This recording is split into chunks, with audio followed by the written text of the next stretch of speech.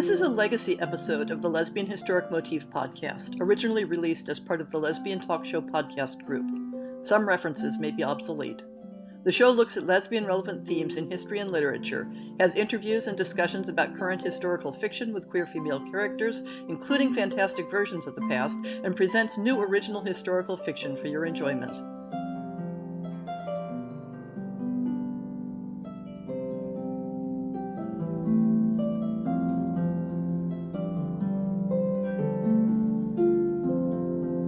This month, the Lesbian Historic Motif podcast is delighted to have Alyssa Cole as our guest. Hi, I'm happy to be here. Alyssa is a romance author specializing in historical stories featuring Black protagonists, including a very popular series set during the American Civil War. I see from her bibliography that she also writes contemporaries and at least one series that looks like dystopian science fiction. Alyssa's historicals range from the 16th century up through the 20th century. But the story that led me to beg her to come on the show is That Could Be Enough, one of a trio of linked novellas in a collection titled Hamilton's Battalion, inspired by the musical Hamilton. Perhaps you could tell us something about the collection, how it came to be written, and what inspired the story you contributed to it. Sure. So Hamilton's Battalion was written along with two other authors, two amazing authors, Courtney Milan and Rose Lerner. Courtney is an amazing historical romance author, and she also writes contemporary, and Rose is also an amazing historical romance author. And they are both, we're all friends, and I admire their work so much, and we all fell in love with Hamilton. So we were, if anyone follows Rose Lerner on Twitter, they would have seen, or on Tumblr, they would have seen for a certain period she was talking about Hamilton a lot. She's super into historical research. And Courtney and I were talking, and I had previously done some anthologies focusing on Black American history, romance novellas with a few other authors. Courtney had done some anthologies before, and we kind of were just talking about how, we were joking around one day, and we were like, oh, we should do a Hamilton anthology. And then we were like, is this a joke? Maybe it's not a joke. And who else could we ask to be in it? And then we were like, Rose, who loves Hamilton more than anyone we know, maybe. So then we asked Rose, and we came up with the basic idea that the stories would be linked by Hamilton's Battalion, which is the name of the anthology itself. And so we decided to have each story be somewhat related to Eliza Hamilton's interviews with the soldiers who served under Hamilton. And that was just the basic guideline. And then later we decided that there would be a brief framework, but we didn't really go in depth with each other with what our stories would be about. We gave each other the basic blurb for each story. And kind of that's what I find so amazing, that in the end, when all three stories were put together, they're kind of this beautiful mosaic of what it means to be American and who is American. And we it's not like we sat down and said, okay, you're going to write a male story. You're going to write an FF story. You're going to write a story about Jewish people. And they all have some aspect of marginalized identities. I wasn't sure whether that was part of the original plan or just came out of, who you are as writers. I think it just came out of who we are as writers, and also I think what each of us got from Hamilton in a way, which is about the white founding fathers, but the play itself features a very diverse cast, diverse music, music drawn from different disciplines, primarily hip hop. So I think we just kind of, each of us, I'm sure, was listening to that soundtrack so many times.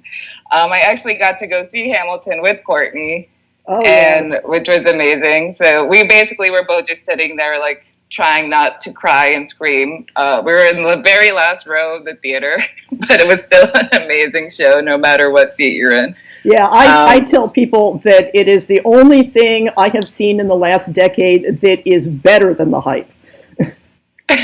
I know. I was like, oh man, what if it doesn't live up to the hype? And yeah, it surpassed it by far. So I think, it's somehow the feeling that the show inspired in us was kind of, each of us translated it in our own way and wove it into our stories. And so there are like similarities in the tone and the characters being marginalized and things like that. But I think that's just because each of us that was something that appealed to each of us on an individual level. And then when the anthology came together, it just worked out really well. Yes, and I understand. I have to confess, I've only read your story in the collection, but I understand that the characters in each story get little shout outs tying the whole thing together in the other stories. Yes, after we were done with our original stories, we then kind of, and also, my story doesn't actually feature someone who was in Hamilton's battalion. I previously wrote in another anthology, but it's now released as a standalone, a Revolutionary War set story with a black hero and a black heroine. And that story is the heroine has run away. She's a slave who has run away and she is now in a British camp because the British offered freedom to any enslaved people who would run away from their patriot masters. The hero is a black man who is also a slave who is fighting in his master's stead in return for he will receive his freedom for that. And so they're kind of, they have different ideals and are they meet and when he is captured and becomes a prisoner at the camp. And so they have their love story, and the heroine, and that could be enough, is the granddaughter of that hero and heroine. And the story is set up that she goes to the interview with Eliza Hamilton, and her grandfather, who eventually served under Hamilton. She goes to visit Eliza in his stead because he is not feeling great, and that's how she ends up meeting the other heroine of the story. And the other heroine, Mercy, is serving as secretary for the interviews.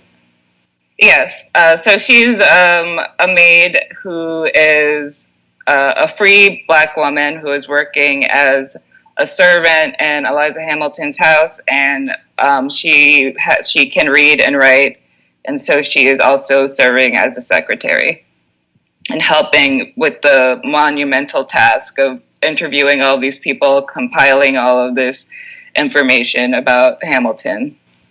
So I want to talk a bit about some of the sort of background research you did. Now, obviously, you've written in this era before, but I loved the detailed feel of New York City at that time and your sense for the neighborhoods and the street life. You want to talk about how you go about researching historic periods? Sure. So for this book, there were a few books that were extremely helpful.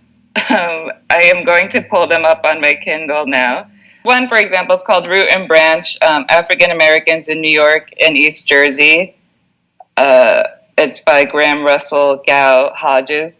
But there are several books and also several dissertations and research papers about African Americans in colonial New York, and also African American women in colonial New York and women during this time period.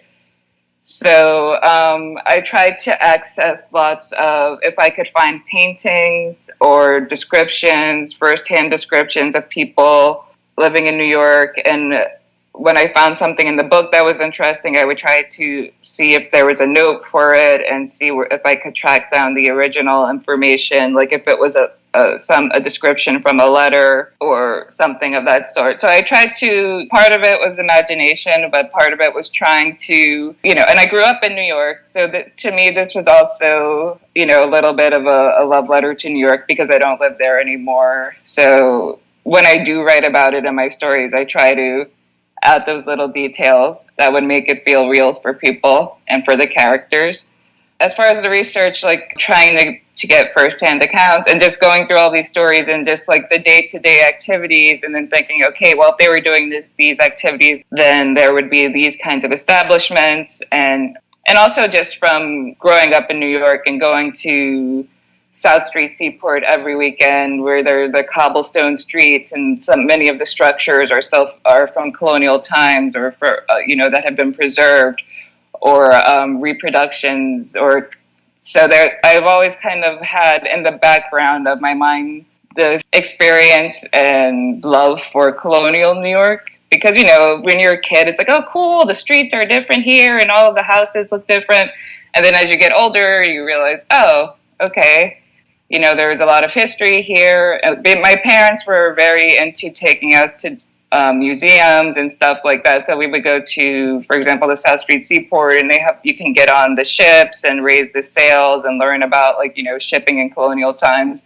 And I didn't retain all of that information that we got on the tours, but the basic feel and setting, there are some things that, somewhere in the back of my imagination, I can draw from some actual experience of walking down these cobblestone streets and seeing what those, squat brick buildings look like. Yeah. So it's research, but also just growing up in the New York area. One of the things I love about New York City is that you can just turn a corner, and then sitting there right between a couple of modern skyscrapers, there's a Federal era building just sitting there, still surviving. And it's like little Easter eggs all over the place. So one of the things I loved about the relationship between Mercy and Andromeda in your characters in That Could Be Enough was how grounded it was in the mores of the time. So Mercy had some previous bad experiences in relationships with women who couldn't imagine that sort of relationship being permanent or enduring. But the characters didn't have modern views about same-sex love. They didn't have modern psychological anxieties about it. How did you approach developing that part of the story, and was it a challenge to research?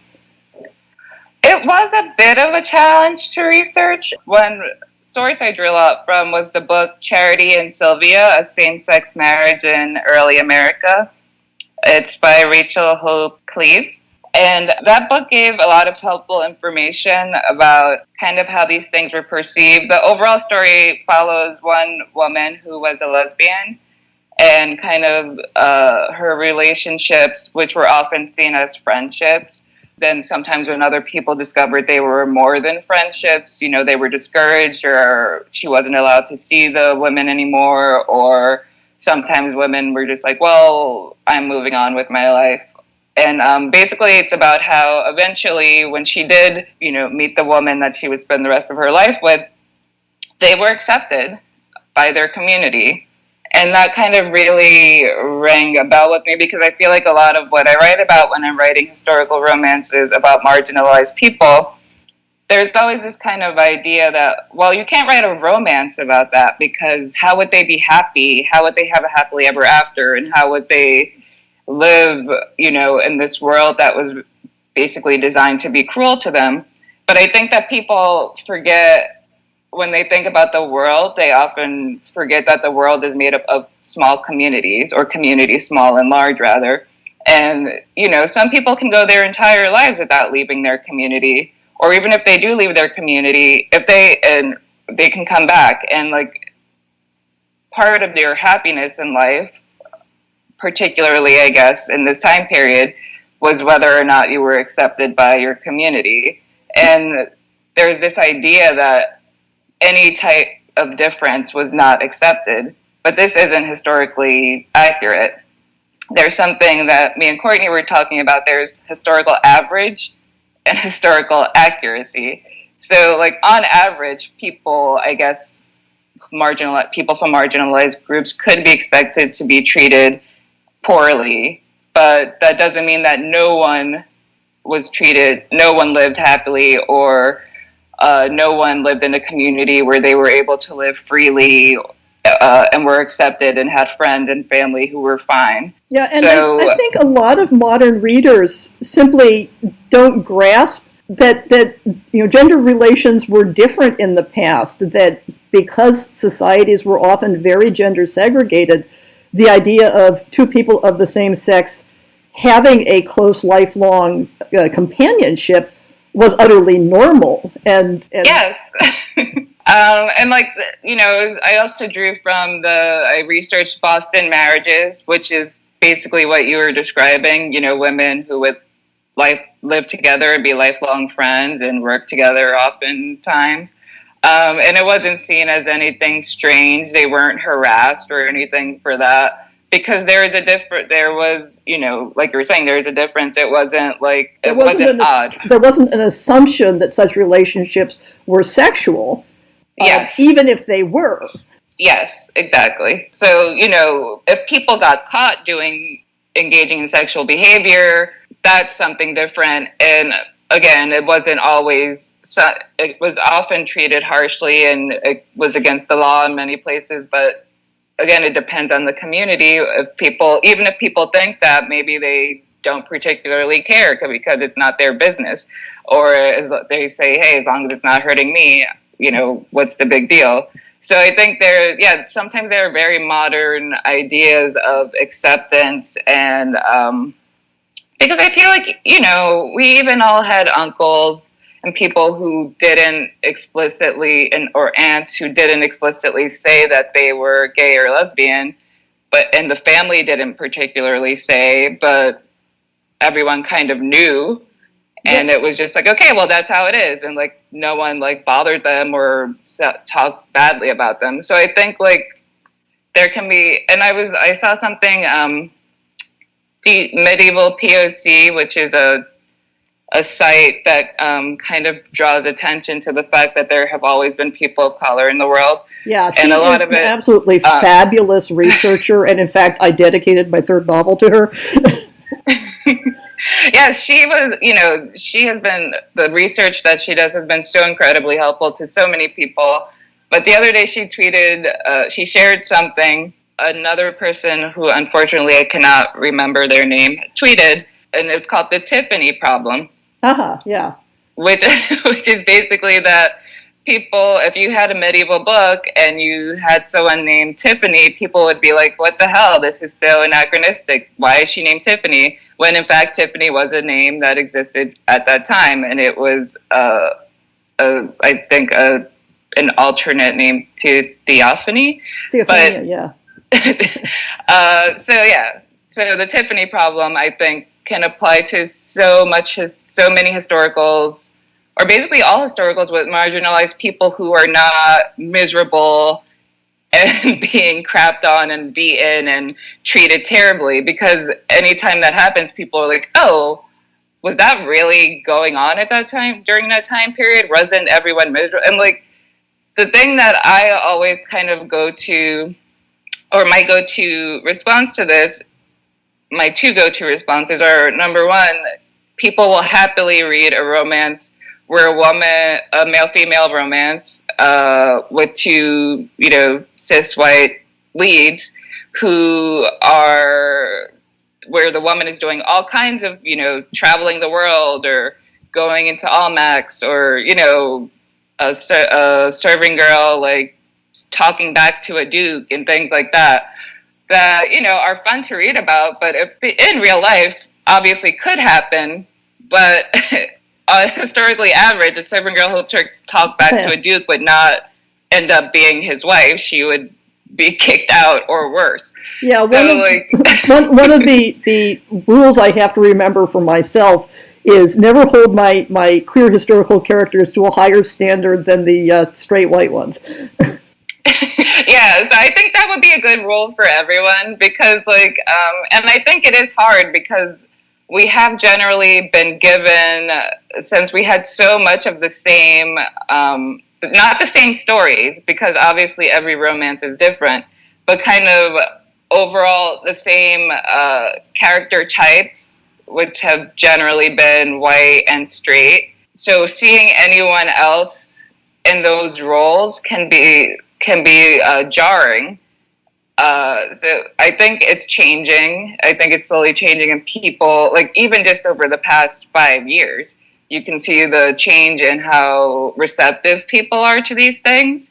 And that, I mean, and I don't just mean the people who are who are featured in the book. I think it's gaining more people are broadening their horizons as they read and saying, oh, well, I don't have to read a book that only books that feature people that look like me or who I have always been told could have a happy ending. So, hopefully not slowly, hopefully quickly it becomes more accepted. So that leads nicely into my next question. As far as I've been able to track down, That Could Be Enough appears to be the only story you've written about a relationship between two women. Do you see yourself tackling another same-sex romance in the future? Yes, I do. Actually, I do have a contemporary one planned for this year, likely around Christmas time or early 2019, because in my contemporary romance coming out, when is that, next week? A Princess in Theory, it's royalty romance. The prince's assistant is a lesbian, and she is non-binary, gender non. Her thing is that she's a dandy. I don't know if you've seen like the African dandies and they're called sapphics, and depend if it's a francophone country. But so she usually dresses in men's clothing, and the background of this book, she is kind of having her own romance that doesn't work out, but she will be having her own novella where she gets her happily ever after. Oh, that's sweet. So I was noticing your bio says that in addition to being a romance writer, you're a science editor. So how originally did history come into the equation in your life? Has it always been a love of yours? Was there something particular that started you down the road of writing historicals? I was a huge nerd as a child. The typical always reading a book, would get so absorbed in a book that someone could be screaming in my ear and I would not hear them at all. I also was really into the History Channel. This is when they used to actually show historical documentaries. Now I think they show a lot of like alien shows and stuff. But this is when they were having actual historical documentaries, like a lot about World War II, because I think this is like when. Yeah, that's back when we called it the H in History Channel was for Hitler. Yeah. I haven't written any World War II stuff, but the History Channel was like, very formative in me being obsessed with kind of a, wartime conflict. I loved reading books with history in them. And one of the first romance type books that I loved and that I know I definitely imprinted on has shown itself in, like sometimes when I see the pattern of things I've written, I'm like, oh, I feel like, and especially the Revolutionary War romance, I think I was 9 when I first read it. It was in my 4th grade classroom's library. The book is called Anne of the Wild Rose Inn by Jennifer Armstrong, and it is a middle grade romance book. I don't even know if that exists anymore. That I think they would just be called YA now. And the series is The Wild Rose Inn, and like I think it follows one inn in Marblehead, Massachusetts, and the girls who lived there in different time periods.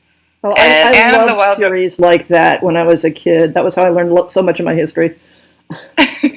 Yeah, it was super informative. And also the romances between Anne, whose family owns the Wild Rose Inn, and whose brother is, into treason against the crown. And she falls for a guy she sees at the beach, and then he picks up his coat. No, he's a British soldier. Of course. But he's Irish, and things work out in the end. Yeah. But that was, a very formative book for me. And then when I was older, I always loved romance stories and romantic movies. And when I really got into romance novels, I actually started with like my mom's Jennifer Crusoe's that I really loved. When I was younger, I read Danielle Steele and Anne Rice and stuff like that aren't romance. Then I got into Judith McNaugh and why am I blanking on her name? Judith McNaugh and Julie Garwood. Judith McNaugh and Julie Garwood, and like just went down historical rabbit hole. Eventually, I started getting more into. I had stopped reading as much nonfiction, but I started getting into. Ta-Nehisi Coates had a blog on The Atlantic. Uh-huh. And he talked about a wide variety of things, but he was also really basically whatever he was interested in. And I got into it because I saw a link. He was talking about a comic book or something, and I was like, oh, cool. And then I just kind of would read it every day, and he started talking about history. And it was like all of these amazing things. And like, you know, he was talking about stuff that he had never learned, but it was also stuff that most of us had never learned. And so as I was, and this is also around when I was first starting to seriously write romance, and I loved historicals, and I was like, but I had always kind of been like, well, I can't really write historicals because, you know, slavery and people being assholes to other members of the human race. But when I started reading and like finding, you know, stuff about history, and then I would go and, you know, find other books about it and do more research about it, and I was like, oh, okay, I was like, maybe I will write it. Like, I think there's a way it can be done where the bad stuff is addressed, but also that is not the only thing that the characters experience, where negative things are not the only things the characters experience, and where marginalized people are able to find happiness, because obviously they did, because I'm here, and my friends are here, and you know, we don't have it's possible. We don't have to ignore all of the awful things in history, but there was always some happiness to find. People found ways to be happy. Yeah, and when I think about that, I think about, because I don't live in the U.S. right now, even though I do, you know, follow everything closely. Most of my friends and family live there, and I've only not lived there. It's only been 3.5 years or so since I moved. When I see like these news reports and all of this like terrible stuff in the news and shootings and conspiracies and all of these things, like if someone came back, I mean, even right now, but let's say like 50 years from now, someone just picks up the newspaper or scrolls through an archived Twitter feed of current events, they would say, wow, this time period was terrible. People couldn't leave their houses without fear of getting shot, and women were going through horrible things and being subjugated, and minorities were being, Muslims were being barred from entering the country, and, you know, women were having their reproductive rights taken away. Like, you know, these are the bold strokes of the time period. These are what will stand out years from now. But that doesn't mean that that people aren't having fun, aren't living their lives and going to work and finding romance and having weddings and having children and living happily in the midst of all of these things that years from now will seem incomprehensible. Yeah. So I was wondering if you had any other upcoming projects that you'd like to tell the listeners about. I know you mentioned you have a novel coming out soon. What was it, A Princess in Theory? Yes, so that's coming out on February 26th. So if people wanted to follow you on social media, where would you suggest they find you? I am on Twitter. That's where I usually am. My name is at Alyssa Cole Lit, Lit. I am on Instagram under the same name, and if you like pictures of chickens and dogs, you should check it out.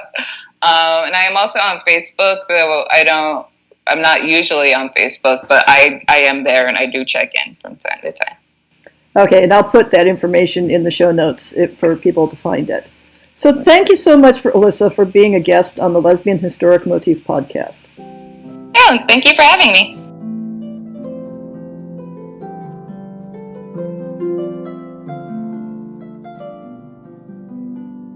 I hope you've enjoyed this episode of the Lesbian Historic Motif podcast. See the show notes for links to people and topics. Most shows will have a transcript linked as well. If you have a book announcement, a topic suggestion, or might like to appear on the show, please drop me an email. If you enjoyed this podcast, please rate it and subscribe on your favorite podcast app, and consider supporting our Patreon.